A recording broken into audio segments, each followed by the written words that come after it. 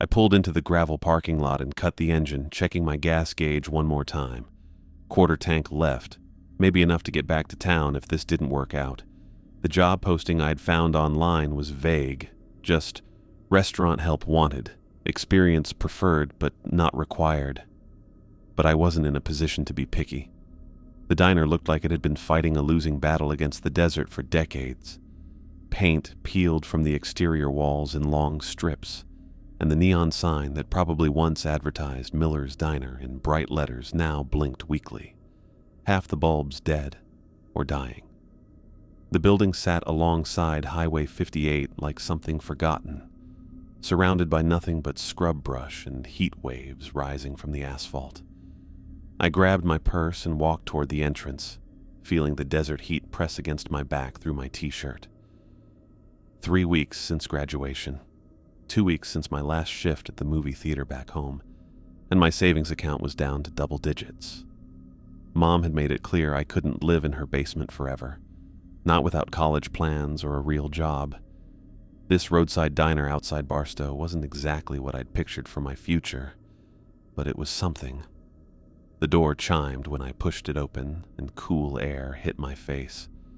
The interior was cleaner than I'd expected based on the outside. Red vinyl booths, checkered linoleum floors, and a long counter with chrome stools. Classic diner setup, nothing fancy but functional. The smell of coffee and grease hung in the air, common and oddly comforting. A man was wiping down one of the tables near the window, moving with the efficient motions of someone who'd done the same task thousands of times. He had to be in his 50s, with deep lines carved around his eyes, and the kind of weathered face that came from years of hard work. His hands were thick and calloused, and he didn't look up when I walked in. "Excuse me," I said, walking closer. "I'm Emily Thompson. I called about the job posting." He finished wiping the table before acknowledging me, straightening up slowly and fixing me with a direct look.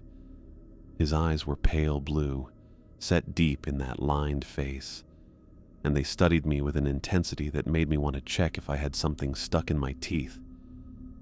"Jacob Miller," he said, his voice rougher than I'd expected from our brief phone conversation. "You're the one from the phone." "Yes, sir. I can start whenever you need me to." Jacob reached into his pocket and pulled out a piece of paper, unfolding it carefully. The paper looked like it had been handled a lot, creased and slightly yellowed with handwriting in blue ink. He held it out to me without explanation. "Memorize these," he said, "tonight." I took the paper and looked down at it. 5 rules were written in neat handwriting, numbered 1 through 5. 1. If a customer orders 3 or more milkshakes, bring the order to me before making them. 2. Do not clean the women's bathroom after 6 p.m. 3. If you seat a group of 4 people and notice a 5th person at the table, move the group to a different location immediately. 4. If a customer asks you to sing happy birthday, politely decline. 5. If a customer orders something not on our menu, tell them it will take 2 hours to prepare. I read through the list twice, waiting for the punchline. When I looked back up, Jacob was watching me with that same serious expression. No hint of humor anywhere on his face. "Is this some kind of initiation thing?" I asked, trying to keep my tone light. "Like hazing for new employees?" Jacob turned back to his table wiping without answering. I followed him as he moved to the next booth, the paper still in my hand. "I mean, the milkshake thing, I guess I understand. Maybe it's a supply issue. But the bathroom cleaning and singing happy birthday?" I trailed off, realizing he wasn't going to respond. Instead, Jacob walked behind the counter and pointed to an old cash drawer, the kind with actual buttons instead of a touch screen. Cash drawers straightforward. Drawer sticks sometimes. You have to give it a firm push. Kitchen pass-through is there. He pointed to a window cut into the wall behind the counter. And the supply closet is in the back hallway. I nodded, tucking the rule paper into my pocket. The whole place felt stuck in time, like it hadn't been updated since the 80s. The coffee maker was the kind with glass pots, and the menu boards above the counter were the type with removable letters. "When do I start?" I asked. Tomorrow, 7 a.m. Uniform is black pants, white shirt, comfortable shoes. Jacob moved to another table, his cleaning cloth making squeaky sounds against the vinyl. I couldn't help myself. A laugh escaped before I could stop it. Come on, though, seriously. Are those rules for real? The singing thing has to be a joke, right? Jacob stopped what he was doing. The cloth went still in his hand, and he turned to look at me directly. When our eyes met, something in his expression made my smile stop. The rules, he said, his voice completely flat, are not suggestions. The way he said it, dead serious, no warmth, no hint that he was playing along with some elaborate prank, made the air in the diner feel heavier. I found myself taking a half step back. Your life, Jacob continued, not breaking eye contact, will depend on following them exactly. The serious way he said it killed my amusement instantly. I opened my mouth to ask what he meant, but something about the way he stood there, completely still, completely serious, made the words die. I didn't believe him. Not really. But I stopped smiling. I walked back to my car in silence. Jacob's words repeating in my head. Your life will depend on following them exactly. The way he'd said it, completely serious without a trace of humor, it stuck with me during the entire drive home. I kept pulling the crumpled paper from my pocket at red lights, reading through those 5 bizarre rules again and again. 2 weeks later, I understood why he'd looked so deadly serious. My second shift started like any other Tuesday morning. The breakfast crowd was light, a few truckers, a couple of construction workers grabbing coffee before heading out to some job site. I'd gotten used to the rhythm of the place, the way Jacob moved around the kitchen and dining area with mechanical efficiency, the way he barely spoke unless absolutely necessary. Around 10:30, a family came in. Mom, Dad, and their kid who looked maybe 8 years old. Normal people, normal clothes, normal conversation about whether the kid wanted chocolate chip pancakes or French toast. The kind of customers I'd been serving all week without incident. Then the mom looked up from her menu and smiled at me. Could we get 3 chocolate milkshakes to start? My hand was already reaching for my order pad when the first rule flashed through my mind. If a customer orders 3 or more milkshakes, bring the order to me before making them. I'd remembered all 5 rules like Jacob had demanded, reading them over so many times I could recite them backward. Sure thing, I said, scribbling down the order. I'll get those started for you. I walked to the kitchen pass-through where Jacob was flipping eggs on the grill. The morning heat was already building outside and sweat beaded on his forehead. Table 4 wants 3 chocolate milkshakes, I said, holding out the order slip. Jacob's spatula stopped moving. He turned to look at me, then at the slip of paper, then back toward table 4. His jaw got tight in a way I'd never seen before. Wait here, he said. Jacob wiped his hands on his apron and walked out from behind the counter. I watched him approach the family's table, moving with that same careful efficiency he brought to everything. He didn't speak to them directly, just stood a few feet away, studying them with those pale blue eyes. The family didn't seem to notice him at first. The kid was coloring on his placemat with crayons from the little cup we kept on each table, and the parents were discussing what to order for their entrees. Normal family behavior. Nothing that should have made Jacob's shoulders go stiff like that. He came back to the kitchen after maybe 30 seconds, his face completely blank. Machine's broken, he told me. Tell them we can't make milkshakes today.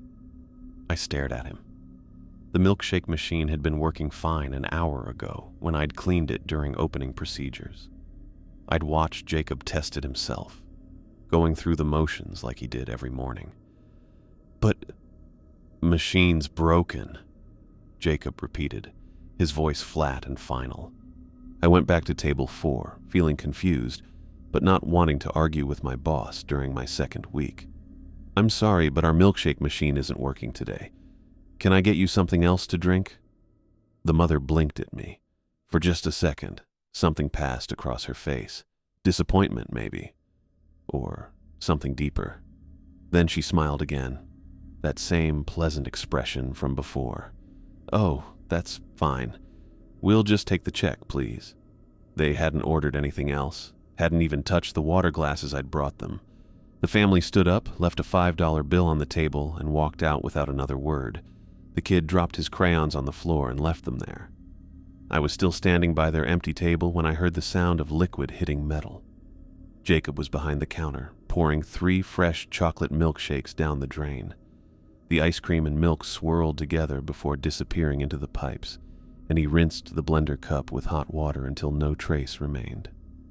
The milkshake machine buzzed quietly, working perfectly. Later that week, things got stranger. It was Thursday afternoon, the kind of dead period between lunch and dinner where the diner felt empty and too quiet. I was refilling salt shakers when a man in a rumpled business suit slid into the corner booth. He had the look of someone who'd been driving too long, stubble, wrinkled clothes, that slightly dazed expression that came with too much highway and not enough sleep. I brought him a menu and a glass of water, going through the routine I'd developed over the past 2 weeks. He barely looked at the menu before looking up at me with bloodshot eyes. "I'd like the dessert special, please." I paused with my pen hovering over the order pad. The dessert special. I'd read through our menu dozens of times by now, knew every item and price by heart. We didn't have anything called a dessert special. Rule 5 came back to me. If a customer orders something not on our menu, tell them it will take 2 hours to prepare. "The dessert special will take about 2 hours to prepare," I said, keeping my voice level and professional. "Would you like to wait, or can I suggest something else?" The man nodded slowly, like he'd expected this response. "I'll wait." He didn't ask what was in the dessert special, didn't ask about the price, or whether he could get something to drink while he waited. Just folded his hands on the table and settled back into the booth like he planned to sit there for the full 2 hours. I walked back to the kitchen where Jacob was prepping vegetables for the dinner crowd. When I told him about the dessert special order, the color drained from his face so fast I thought he might be having some kind of medical episode. 2 hours? He asked. "That's what the rule says." Jacob disappeared into the back room without explanation. I heard cabinets opening and closing, the sound of boxes being moved around. 20 minutes passed. The business suit man sat in his booth without moving, staring at nothing, his hands still folded in exactly the same position.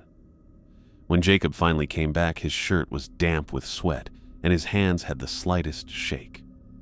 He walked directly to the corner booth and stopped in front of the customer. "We're out of the ingredients for the dessert special," Jacob said. "I can offer you a burger instead, on the house." The man looked up at him for a long moment. Then he slid out of the booth, dropped a $20 bill on the table, and walked out the front door. He didn't take the change, didn't say goodbye, just went. And the bell above the door rang once as it swung shut behind him. Jacob stood by the empty booth for several minutes after the man went, staring at the $20 bill like it might explode. Finally, he picked it up and carried it to the cash register, moving like each step took a lot of effort. "What just happened?" I asked him. Jacob shook his head, not meeting my eyes. "Stick to the rules, no matter what, no exceptions." That was all he'd say about it. I started keeping the rule list in my pocket after that, checking it multiple times during every shift. The paper grew soft and creased from constant handling, the blue ink slightly smudged from my fingertips. 5 simple rules that somehow had the power to make Jacob's face go white, to send normal-looking customers walking out the door without explanation. The incidents were small, maybe 3 or 4 times a week. A couple would come in, and one of them would buzz something under their breath, and Jacob would appear at their table within seconds, refilling their coffee cups and making conversation until the buzzing stopped. A group of teenagers would pile into a booth, and Jacob would count them twice before relaxing. A woman would ask me about the daily specials, and when I listed them off, she'd nod and say she'd heard we had other options too, and I'd recite Rule 5 like scripture. Each time, Jacob's reaction was the same. Tension that made his movements sharp and careful, followed by visible relief once the situation worked itself out according to the rules. His hands would shake sometimes after these encounters, just slightly, and he'd spend extra time wiping down surfaces that were already clean. I didn't believe in ghosts or monsters or whatever Jacob was so afraid of, but I believed in his fear.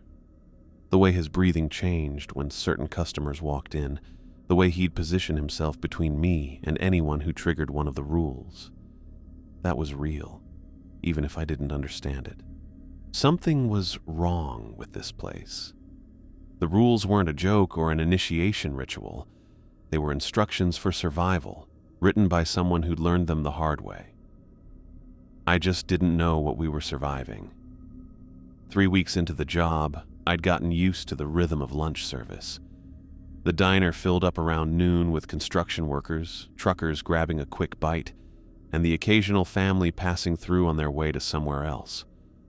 I'd learned to move efficiently between tables, balancing plates and refilling coffee cups without thinking about it. The rule list stayed folded in my pocket, creased from constant handling. I'd catch myself patting it through the fabric during quiet moments, making sure it was still there. Jacob had been right about memorizing it. I could recite all 5 rules word for word by now, though I still didn't understand why most of them mattered. Around 12:30, a family walked through the front door. Mom, Dad, and 2 teenagers who looked like they'd rather be anywhere else. Standard road trip family, the kind we saw 3 or 4 times a day. The parents were looking around the dining room while the kids stood behind them, both staring at their phones. "Just the 4 of you?"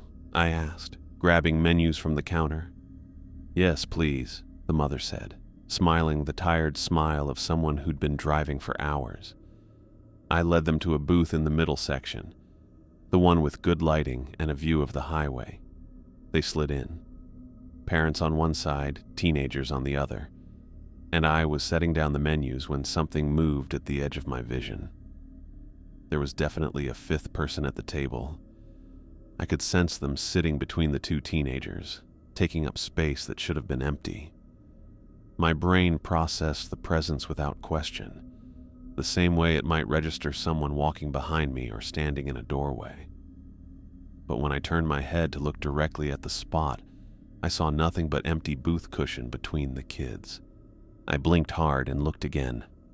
For just a moment, I could make out an outline, see-through and wrong somehow, like heat waves, but with a roughly human shape. Then it was gone, leaving only the 2 teenagers who were still busy with their phones. Rule 3 hit me. If you seat a group of 4 people and notice a 5th person at the table, move the group to a different location immediately. "I'm so sorry," I said, putting on my best apologetic smile. "I just realized there's a spill at this table that I need to clean up.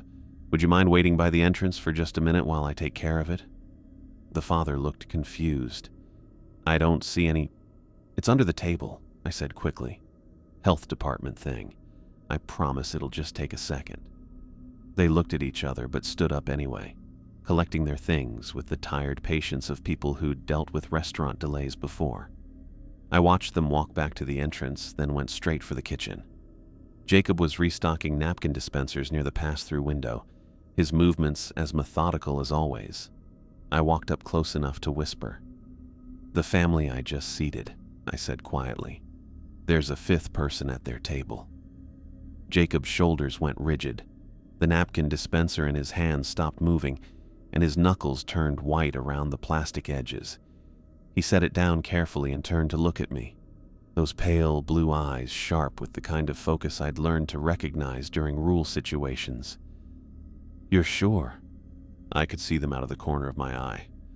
When I looked straight at the spot, nothing. But they're there. Jacob nodded once and walked past me into the dining room.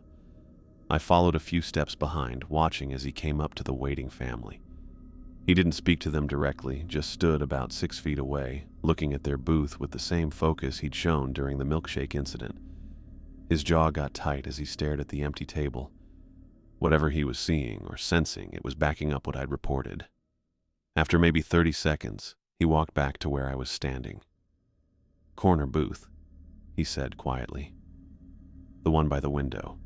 I nodded and went to the family with another apologetic smile. "All cleaned up. I've got a nice table for you over here with a better view." The corner booth was away from the other tables, positioned so Jacob could keep an eye on it from behind the counter. I seated them again, this time paying closer attention to the space around the table. The feeling was different here. Lighter somehow, like whatever had been following them couldn't settle in the new location. Throughout their meal, I found myself looking at their table more often than usual. Most of the time, it looked completely normal. Family of 4 eating burgers and fries, parents trying to engage their teenagers in conversation about the scenery they'd seen on the drive. But occasionally, just at the edge of my vision, I'd catch a glimpse of that 5th figure. Never when I was looking directly, always in my peripheral view, like a shadow that moved independently of anything casting it. The teenagers seemed restless in ways that had nothing to do with boredom. They kept changing positions, the girl rubbing her arms like she was cold even though the diner was warm. The boy kept looking over his shoulder at the empty space beside him.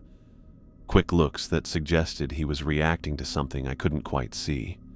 The parents finished eating first, discussing their route for the rest of the day while the kids picked at their fries. Normal conversation, normal family dynamics, except for the way the mother's eyes would dart to the empty space between her children every few minutes. When they finally asked for the check, I felt a strange sense of relief. They paid in cash, left a decent tip, and filed out the front door with the same tired politeness they'd shown when they arrived. The bell chimed as the door closed behind them, and suddenly the diner felt different. Cleaner, somehow, like the air pressure had changed.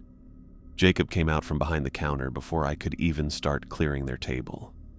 He went to the corner booth carefully, examining the seats and table surface like he was looking for evidence of something. His hands moved systematically over the vinyl cushions and laminate tabletop, checking every inch. He found nothing unusual, but when he started wiping down the table with his cleaning cloth, his hands were shaking. Not dramatically, just the slightest tremor that made the cloth move unevenly across the surface.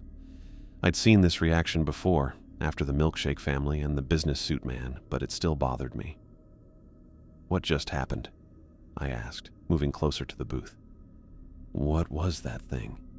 Jacob continued wiping the already clean table, his movements becoming more forceful as he scrubbed at invisible stains. The vinyl squeaked under the pressure of his cloth, and I could see the tension in his shoulders. "Jacob," I said, louder this time. "I need to know what I'm dealing with here." He stopped cleaning, but didn't look up at me. His hands rested on the table, knuckles still white around the cloth. "Some customers," he said finally, his voice quiet and measured, "bring things with them that don't belong in the restaurant." That was all he would say about it. No matter how many questions I asked, how many different ways I tried to approach the subject, Jacob went back to his restocking and cleaning routine like nothing had happened. But for the rest of the shift, he kept looking at the corner booth, and I caught him counting customers whenever new groups came in. I spent the drive home thinking about what I'd seen out of the corner of my eye in those see-through shapes, about the way the teenagers had acted like something was bothering them without knowing what. The rule list felt different in my pocket now that I knew I'd just experienced something that didn't make any sense. But I'd followed the rule exactly as written, and whatever that thing was, it hadn't been able to stay in the corner booth the way it had at the first table. The rule had worked, even if I didn't understand how or why. That night, I looked through all 5 rules again before bed, paying special attention to the third one. If you seat a group of 4 people and notice a 5th person at the table, move the group to a different location immediately. Simple, direct instructions that had somehow protected both the family and me from something I couldn't even properly see. The dinner rush had been really bad that Friday, and I was running behind on my closing duties. 3 days had passed since the family with the extra person, and I'd gone back to my routine of watching for signs, checking my pocket for the rule list, and trusting Jacob's silent watch. I was wiping down the last table when I noticed the women's bathroom still needed attention. Someone had tracked mud across the floor during the dinner crowd, and there were paper towels scattered around the sinks. I grabbed the cleaning supplies from under the counter, my mind focused entirely on finishing the checklist so I could get home before 9. The bathroom door swung open under my push, and I stepped inside with my arms full of spray bottles and paper towels. The fluorescent light buzzed overhead, casting everything in that harsh white light that made even clean bathrooms look dirty. I set my supplies on the counter next to the sinks and was reaching for the paper towel dispenser when I heard it. Soft laughter coming from the far stall. The sound made me freeze with my hand still extended toward the dispenser. It was too high-pitched, like a child's giggle, but constant and rhythmic. Not the natural rise and fall of someone actually laughing, more like a recording stuck on repeat, the same 3-second loop playing over and over. I should have left. Every instinct I developed over the past 3 weeks was screaming at me to back out of that bathroom immediately. But curiosity overrode caution, and I found myself taking a step closer to the sound instead of toward the door. The laughter continued, mechanical and wrong, bouncing off the tile walls. I could see the far stall door was slightly open, maybe 6 inches of gap showing the interior. Through that gap, I could make out someone sitting on the toilet seat, but something about their posture was off. I took another step forward, cleaning supplies forgotten on the counter behind me. The laughter never changed pitch or rhythm, never paused for breath. Just that same high, tinkling sound repeating endlessly. Another step brought me close enough to see through the gap more clearly, and what I saw made my stomach drop. The person sitting in the stall had a head that was far too large for its body, tilted at an angle that should have broken its neck. The skin was pale, almost see-through, stretched tight over bones that seemed to jut out in all the wrong places. But it was the face that made me understand why Jacob had looked so serious when he'd handed me those rules. The mouth stretched across nearly the entire width of the head, pulled into a grin that showed too many teeth. They weren't human teeth. They were sharp and uneven, like broken glass arranged in rows. The laughter was pouring out of that impossible mouth without pause, without breath, without any sign of life behind it. Where eyes should have been, there were only empty black sockets that seemed to absorb the fluorescent light instead of reflecting it. The thing was staring directly at me through those hollow spaces, and I realized with horror that it had known I was there the entire time. The laughter stopped. The silence that followed was somehow worse than the sound had been. I stood paralyzed in the middle of that bathroom, staring at something that couldn't exist, while it stared back at me with those empty sockets. Neither of us moved for what felt like hours, but was probably only seconds. Then it jumped forward. The thing launched itself toward the stall door with impossible speed, its oversized head leading the charge, and that horrible grin stretched even wider. I stumbled backward, my feet sliding on the tile floor, but I wasn't going to make it to the exit in time. The bathroom door exploded inward, slamming against the wall with enough force to crack the tiles. Jacob burst through the opening and grabbed my arm, his fingers digging into my skin hard enough to leave bruises. He yanked me toward the door with strength I didn't know he had, and I heard something crash into the stall door behind us just as we cleared the doorway. Jacob slammed the bathroom door shut and stood in front of it, breathing hard, his chest rising and falling like he'd just run a marathon. His face was pale and slick with sweat, and his hands were shaking worse than I'd ever seen them. "What time is it?" he asked, his voice rough. I checked my watch with trembling fingers. 6:15. Jacob closed his eyes and leaned back against the bathroom door. Rule 2. Don't clean the women's bathroom after 6 p.m. The rule. I'd memorized it weeks ago, recited it dozens of times, but in my focus on finishing the closing duties quickly, I'd completely forgotten to check the time. I realized I'd walked directly into a situation the rules had been designed to prevent. That was exactly why the rules exist, Jacob said, opening his eyes to look at me. His face had aged 10 years in the past few minutes. Not suggestions, not guidelines, They're the only thing standing between us and what just happened to you. I was still shaking, adrenaline making my whole body feel loose and disconnected. What was that thing? Jacob pushed away from the bathroom door and walked toward the counter, his movements unsteady. He gripped the edge with both hands, knuckles white against the chrome trim. The restaurant sits on something old and wrong, he said, not looking at me. I don't know what it is exactly. Some kind of thin spot maybe, or a door that was never properly closed. These entities have been testing the boundaries for years, looking for ways in. He turned to face me, and I could see tiredness in every line of his worn face. Following the rules keeps them contained. Break the rules and they get stronger. Give them enough chances, and they'll find a way to stay. What he was saying started making sense. Every strange thing over the past 3 weeks, the milkshake family, the man who ordered off the menu, the group with the extra person, they hadn't been random events. They were tests, attempts by something not human to find cracks in whatever protection the rules provided. How long have you been dealing with this? I asked. 15 years, Jacob said quietly. Since I bought this place from the previous owner. He gave me the same list of rules, told me to follow them exactly, and then left town the next day. I thought he was crazy until the first time I broke one. Jacob reached into his pocket and pulled out a piece of paper, older and more worn than mine. The blue ink faded to gray in places. I've added to the list over the years, learned new rules the hard way. The 5 you have are the most important ones, the ones that keep the worst things out. I thought about the thing in the bathroom, the way it had known I was there, the way it had waited for me to get close enough before showing itself. It was watching me.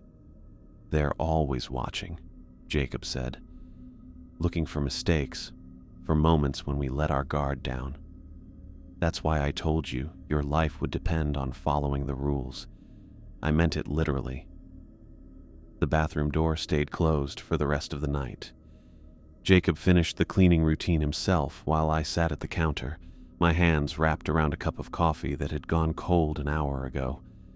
Neither of us spoke much after his explanation, but the silence felt different now, heavier, loaded with shared knowledge of what was really happening in this place.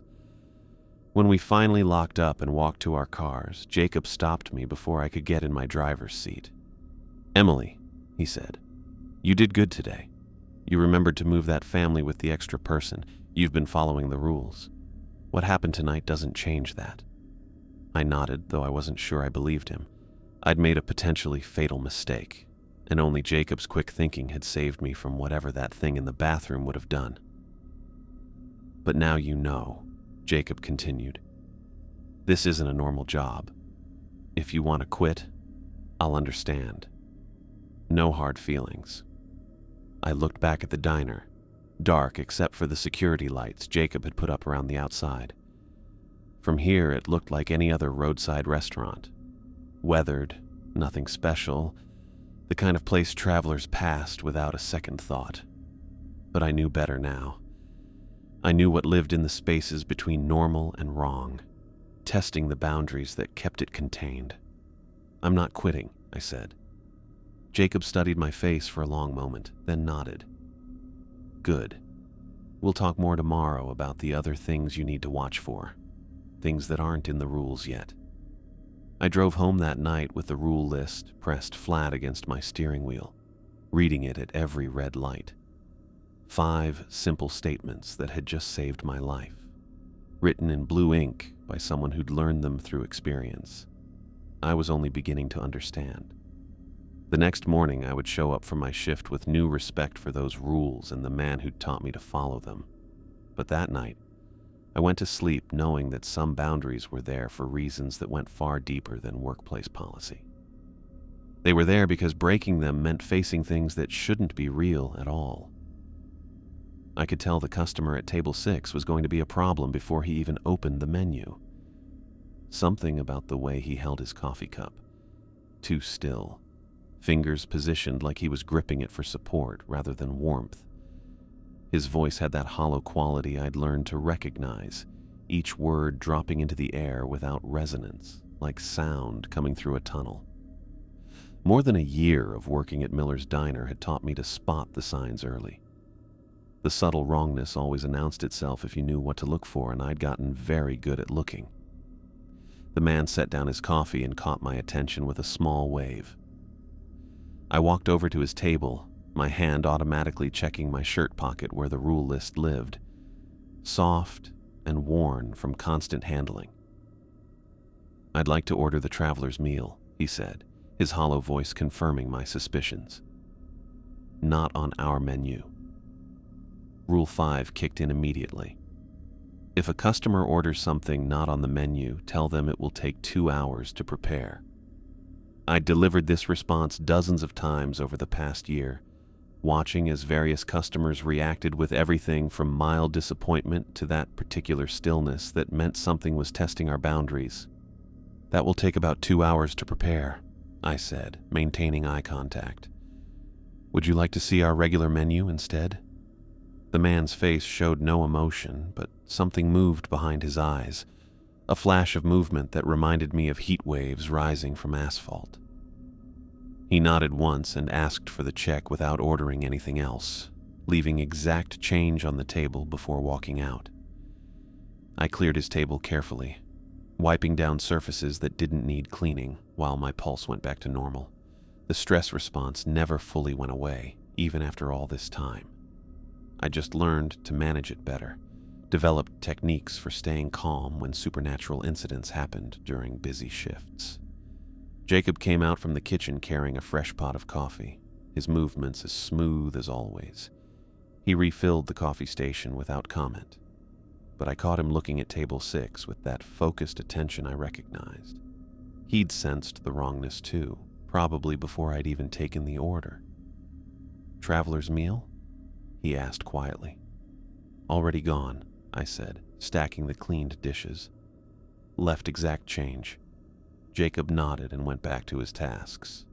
These brief exchanges had become our standard communication method for rule situations. Minimal words, maximum understanding.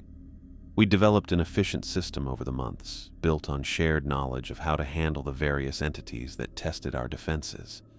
The lunch crowd started filtering in around noon, families and truckers mixing with local workers grabbing quick meals.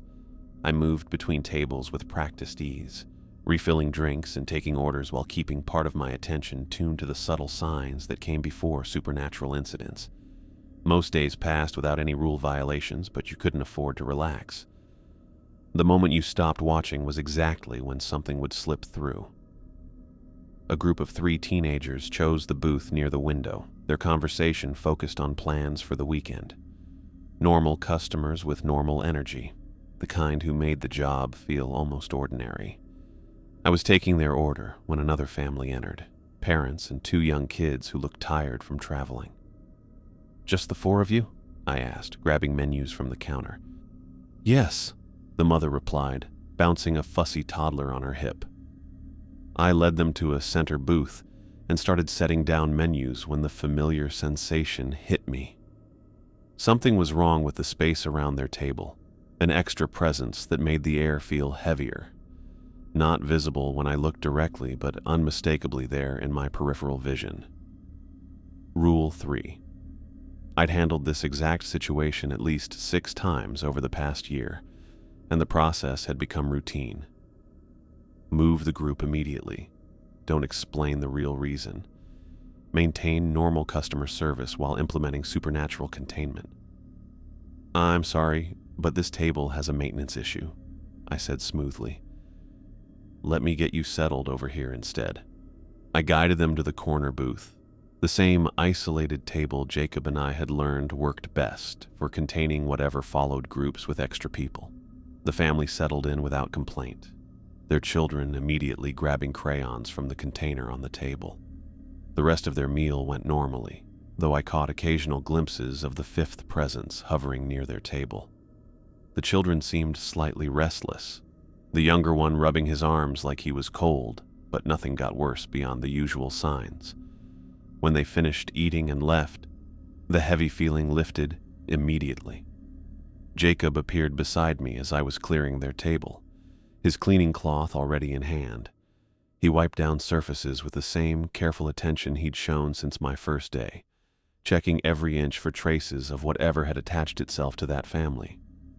His hands stayed steady now. The shaking that used to follow rule incidents had faded as he'd watched me prove I could handle these situations well. "Getting easier?" he asked, continuing to clean. "Different," I said. "Not easier, just familiar." That was the truth. The supernatural encounters never stopped being uncomfortable, but I'd developed systems for managing the stress and staying focused during incidents. Deep breathing techniques, mental checklists, ways of staying grounded when reality became unreliable. Some nights were definitely harder than others, especially when multiple rule situations happened during one shift. But I'd found a strange sense of purpose in the work. Protecting customers and keeping up the barriers the rules created had become more than just a job. It was something I was genuinely good at, something that mattered in ways most people would never understand. The afternoon shift brought its usual mix of coffee drinkers and late lunch customers. I focused my attention on each new arrival, looking at their behavior and energy for signs of something wrong. A businessman who ordered normally and paid with exact change. A couple sharing a piece of pie who laughed at each other's stories with genuine warmth. Two construction workers debating the merits of different pickup truck models. All normal. All safe. I was refilling sugar dispensers when I noticed a new waitress struggling with her first week at the truck stop down Highway 58. She'd come in during her break looking frazzled and asking questions about dealing with difficult customers. I recognized the expression, the same overwhelmed confusion I'd worn during my early days here. "You get used to the weird ones," I told her, pouring coffee. "Every place has its regulars with strange habits. You just learn to roll with it." She nodded gratefully and left a $1 tip on coffee that cost 90 cents. After she'd gone, I found myself thinking about the two employees I'd trained over the past year. Both had gone through the same progression from disbelief to acceptance, watching me demonstrate how to handle rule situations until they understood the importance of following them exactly. Neither had experienced anything as dramatic as my bathroom encounter. I'd made sure of that, checking the time obsessively after 6 p.m. and steering new employees away from potential mistakes. The desert heat pressed against the diner's windows as the afternoon stretched toward evening. I checked my watch, 4:30, and felt worried about closing time getting closer. Evening shifts required extra vigilance, especially after 6 when certain areas became completely off limits. A trucker at the counter asked for a coffee refill and complimented the pie selection. A family finished their meal and left a coloring book behind for the next children who might need entertainment. Small, normal moments that reminded me why the work mattered. These people deserve to eat their meals in safety, to pass through our section of highway without encountering things that shouldn't exist. The rules made that possible. Jacob's knowledge and experience, combined with careful adherence to boundaries that had been tested and proven over years, created a space where normal life could continue undisturbed, as long as we never forgot what we were really protecting against. I folded my cleaning cloth and checked the time again. 4:45. Still over an hour before the bathroom became dangerous, but I'd learned to track time carefully. Vigilance was easier when it became routine, when checking your watch was as automatic as breathing.